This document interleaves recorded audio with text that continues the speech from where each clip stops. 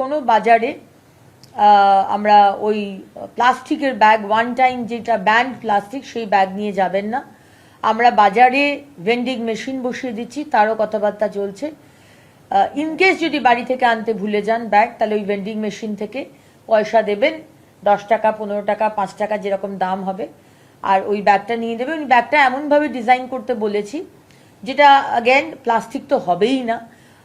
আমরা চেষ্টা করছি রিসাইকেল করা কটন ব্যাগ দিতে, যেটা ব্যাগটা আপনি ইউজ করতে পারবেন, আপনার ফেলতে মন যাবে না। এবং ব্যাগটার ভিতরে এমন কোনো টেকনোলজি ইউজ করতে প্লাস্টিক ছাড়া, যেখানে মাছ মাংস আপনি ওই ব্যাগের মধ্যে নিতে পারবেন। আপনি কোনো সময় মাছ মাংস নিলেন, আবার কোনো সময় ব্যাগটাকে ধুয়ে আপনি সবজিও নিতে পারবেন।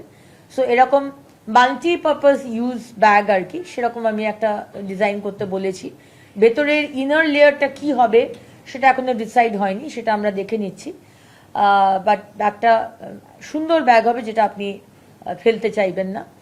এবং কিছু কিছু গ্লাস, পেপার গ্লাস, কিন্তু পেপার হয়তো বাইরেটা পেপারের, ভিতরে একটা ফিল্ম লাগানো আছে যেটা উইচ ইজ প্লাস্টিক, তো সেই গ্লাসও কিন্তু আমরা ইউজ করতে দেব না।